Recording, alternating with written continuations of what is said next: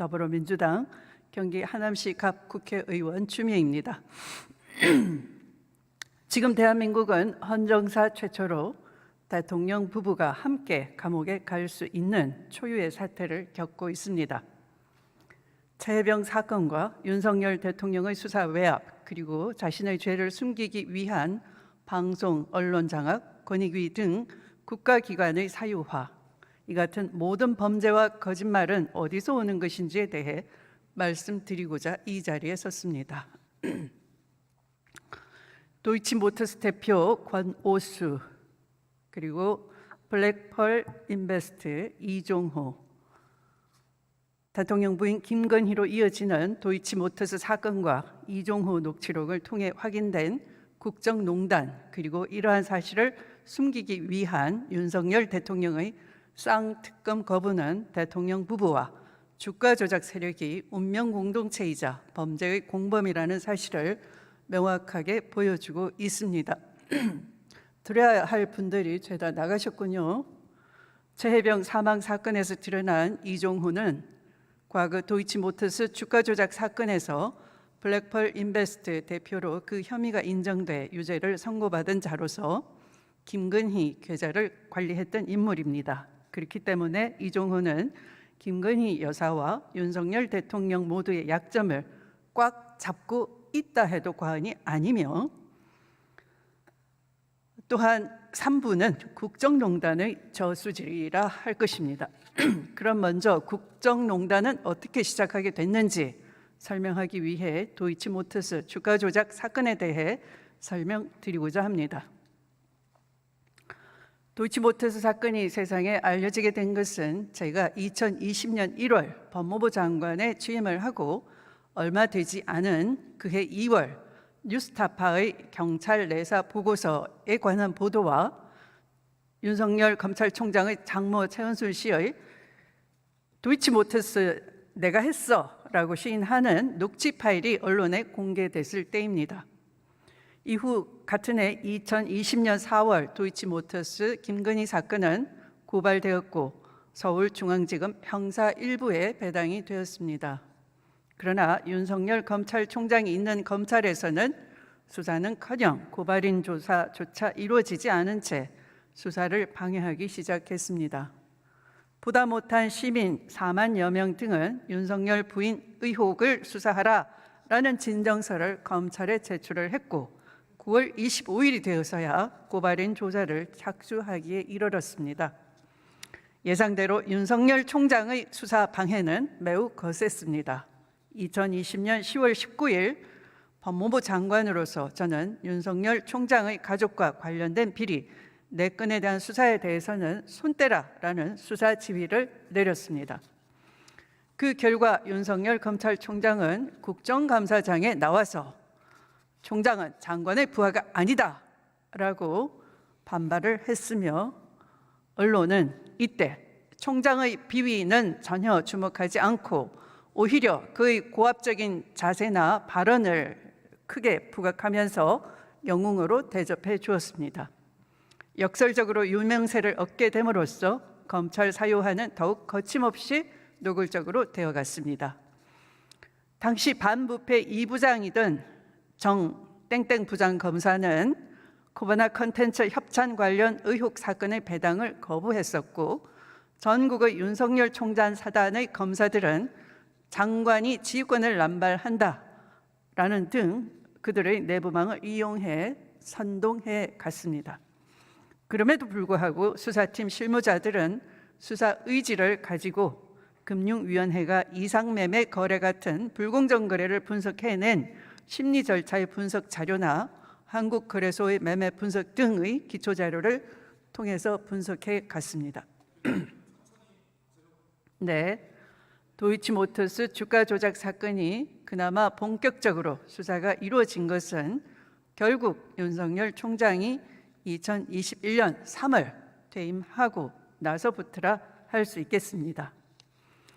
주가 조작을 시킨 도이치모터스의 대표 권오수, 주포 또는 선수라고 불리던 이정필, 그리고 김기현, 그리고 블랙펄 인베스트의 처남으로서 동회사의 감사였던 민태균 등 주요 피의자들을 소환했고 수사한 데 이어서 2021년 8월 뉴스를 통해 도이치모터스 주가 조작 김건희 씨 소환 가닥이라는 제목의 기사들이 나오기 시작했습니다.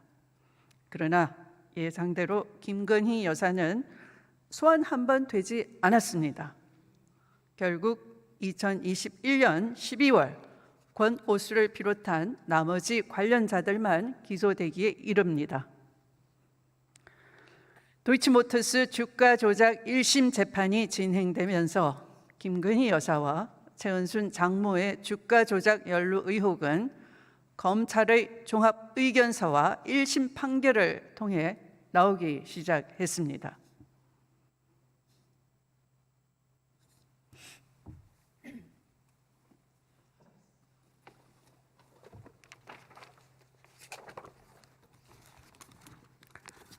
이것이 검찰이 조목조목 수사했던 종합 의견서입니다. 이것이 1심 판결문입니다. 도이치모터스의 주가 조작 1심 재판이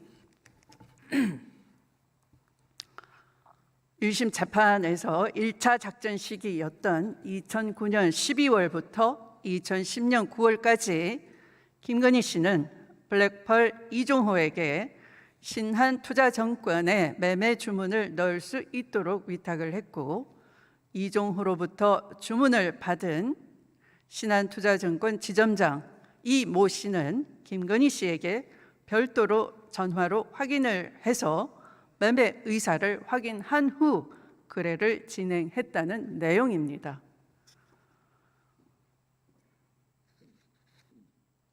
상당히 적극적이었죠. 그리고 2010년 10월 28일 2차 작전 시기에 김건희 씨 계좌를 이용해 블랙펄의 이종호의 처남인 민태균 감사가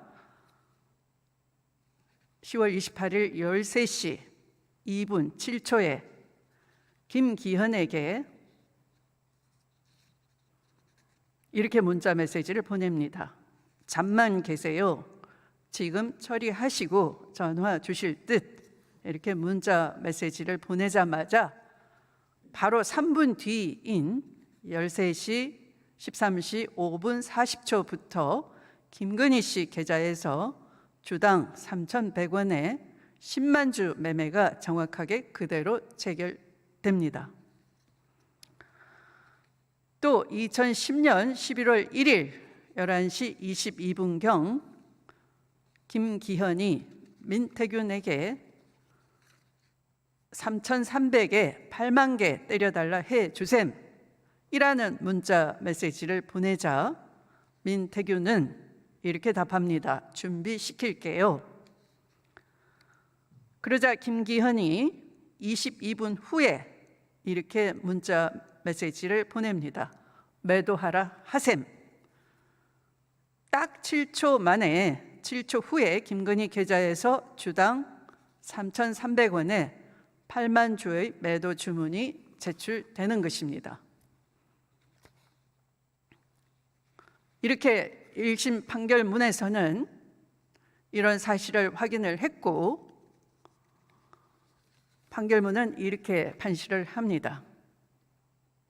블랙펄의 민태균 감사, 이종호 대표 또는 도이치모터스의 권오수에게 차례대로 의사 연락이 이루어진 결과 공범들의 의사에 따라 시세 조종에 이용한 계좌로 인정된다. 이렇게 판시를 한 것입니다. 그렇다면 김건희 여사는 또한 이들과 뗄래야 뗄 수 없는 공범으로 보는 것이 맞을 것입니다. 이렇게 1심 판결에 따르면 블랙펄 인베스터의 직원이 사용하던 컴퓨터에 저장되어 있던 김건희라는 제목의 엑셀 파일에서는 당시 토로스 정권의 주식 잔고 및 인출 내역이 기재되어 있는 점 등을 종합해 볼 때 김건희 씨 계좌는 블랙펄 인베스터 측에서 관리하며 대표 이종호와 그의 처남 민태균 감사가 직접 운용하여 시세 조정에 이용한 계좌로 인정된다고 1심 법원은 판시했습니다. 결국 1차 작전 시기에 사용된 통정매매, 가장매매 모두 392건은 면소되었습니다. 공소시효 도가 이유였죠. 그런데 2차 시기에 사용된 130건 중 102건이 유죄가 인정되었는데 그중 무려 48건은 김건희 계좌를 이용한 것입니다. 이뿐만이 아닙니다. 이들 도이치모터스 주가 조작 세력은 통정매매, 가장매매만 한 것이 아니라 BW, 이른바 신주인수권부 사채를 이용한 신종 금융범죄도 저지른 의혹이 있습니다. 이건 대단히 심각한데요. 산업은행은 도이치모터스에 250억 원을 빌려주면서 담보로 회사채와 250억 원어치 신주를 행사가액 5,560원에 살 수 있는 신주 인수권도 받았습니다. 산업은행 입장에서는 추후 주가가 5,560원 이상으로 오르면 신주 인수권을 주식으로 받은 뒤 매매해서 차익까지 얻을 수 있었습니다. 하지만 산업은행은 BW 인수 바로 다음 날 신주 인수권 150억 원 규모 269만 7천 주를 KB증권에 판매를 했고 또 그날 권오수 전 회장은 7억 5천만 원으로 150억 원 규모의 BW를 구매했습니다. 나중에 드러난 사실은 권오수가 지불한 7억 5천만 원 중에 5억 원은 김건희 씨의 돈이었습니다. 2013년 2월 산업은행은 남은 100억 원 규모 256만 9,400주의 신주 인수권까지 한양증권을 통해서 도이치모터스의 주요 주주인 이승근 씨에게 4억 5천만 원에 매각했습니다. 250억 원 가치의 신주 인수권이 하루 아침에 12억 원에 판매된 것입니다. 그것도 돈을 빌린 채무자한테요. 그러니까 결국 250억 국책은행의 담보가 도로 채무자 측 수중으로 20분의 1의 터무니없는 헐값에 들어간 것입니다. 이게 무슨 낫도깨비 장난입니까? 권오수 전 회장에 대한 금감원의 조사 보고서에서 권 전 회장은 김건희 여사로부터 5억 원을 빌려 신주 인수권을 매입했다고 답했습니다. 김건희 여사는 권오수 전 회장으로부터 51만 주를 1억 원에 구매해 1억 5,637만 원에 43만 주를 판매했습니다. 시세 차익은 5,637만 원이었고 남은 7만 주가 2013년 내지 2017년 주가 조작 세력이 매도했던 때 같이 판매되었다고 한다면 약 4억 원의 추가 이익도 발생했을 것이라고 추정되는 것입니다. BW, 즉 신주 인수권부 사채 계약에선 투자자를 유치하기 위해 주가가 내려가면 3개월마다 신주로 전환할 수 있는 행사가액 역시 하향 조정하는 이른바 리픽싱 조건을 둘 수가 있습니다.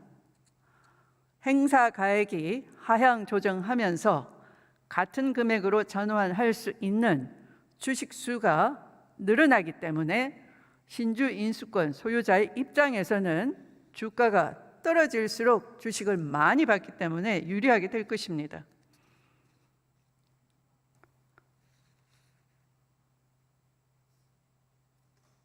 도이치모터스의 주가가 이 시기 계속 떨어지면서 2012년 12월 20일 행사 가액은 최초 가액의 70%인 3,892원까지 내려갔고, 전환 가능한 주식수 역시 449만 6,400주에서 642만 3,400주로 늘어났습니다. 그리고 이 주식들은 2013년에서 2017년까지 사이에 약 5,629원에 판매되며 110억 원의 수익을 거둡니다.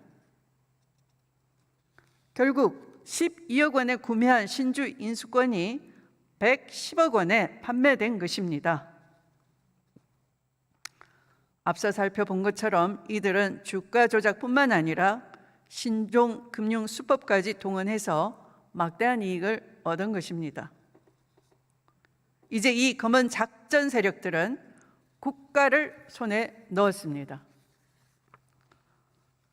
블랙펄 이종호가 이렇게 말했죠. 우리가 김건희 부부를 결혼시켰다.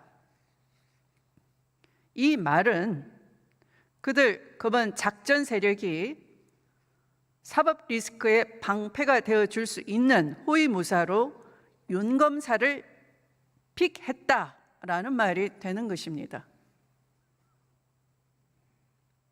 윤석열 총장은 대한민국의 대통령이 되었고, 김건희 여사는 대통령 부인이 되었습니다. 수사권을 다 가진 그들은 대통령이 되자마자 검사 출신을 금융감독원장으로 앉혔습니다. 금융의 경찰이라 할 금감원을 신속히 장악한 것은 이들의 의도가 거침없이 하이킥한다는 것을 의미하는 것입니다. 이로써 주가 조작을 위해 필요했던 금융 관계자, 법조 관계자, 언론 관계자 등의 카르텔 노선은 이보다 더 좋을 수 없는 포식 환경이 조성된 것입니다. 든든한 방패막이 대통령과 금융위원회, 언론, 대법원, 사법부 등 주가 조작 세력이 할 수 있는 모든 기관을 그들은 손에 넣은 셈입니다. 일부 사람을 오랫동안 속일 수 있고 전부를 잠시 속일 수 있지만 모든 일을 영원히 속일 수 없다라는 링컨 대통령의 말처럼 이들의 거짓도 종말이 오고 있습니다. 우연히도 최혜병 사망 사고를 통해 블랙펄 이종호의 존재가 세상에 알려지고 있습니다. 이종호, 김건희로 연결된 주가 조작 세력은 대통령을 움직여 우크라이나 재건 사업에 참여하는 것처럼 언론을 움직이고 주가를 움직여 삼부 토건을 매개로 경제적 이득을 취하고 있음을 의심하지 않을 수가 없습니다. 얼마 전 있었던 동해 유전은 누구를 위한 투자인지 허술하기 짝이 없는 1인 기업에 탐사 분석 의뢰를 하였고, 삼성전자 시총의 5배 수준이 될 것이라고 한다든지, 금세기 최대 석유 개발 사업인 가이아나 110억 배럴보다 훨씬 많은 140억 배럴이라고 한다든지 하는 것은 바로 주가 조작 세력들이 하는 뻥튀기 호재성 정보를 흘려서 주가를 조작하는 수법을 연상시키는 것입니다. 이런 터무니없는 허무맹랑한 말로 누가 이득을 보고 있는 것입니까? 지금도 이 순간 우리가 눈치채지 못하는 사이에 어떤 언론에 던진 이슈는 어떤 주식을 움직이고 누가 득을 보고 있는 것인지 국민은 모르는 것입니다. 그들은 국가를 상대로 장관을 움직이고 별 3개를 쉽게 만드는 것처럼 말하고 있습니다. 블랙펄 이종호를 변호하던 변호인은 공수처의 처장 대행까지 하는 송경진 차장으로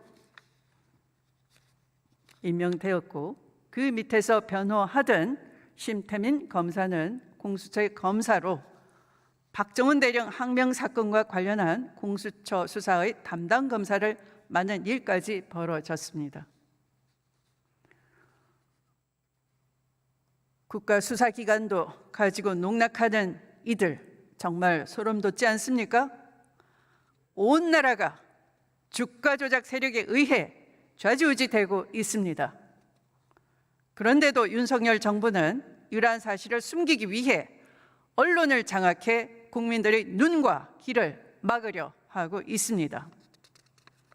이번 방송사법을 통해 정권의 눈치를 보며 사실을 보도하지 않고 권력 편향인 언론 환경을 먼저 바로 잡아야 하는 것입니다.